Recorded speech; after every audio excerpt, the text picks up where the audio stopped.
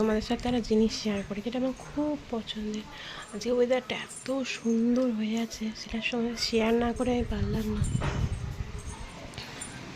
দাঁড়াটা খুব অন্ধকার হয়ে রয়েছে,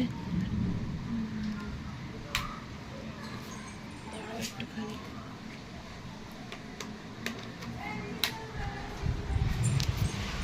এই দেখো আকাশটা কত সুন্দর হয়ে আছে।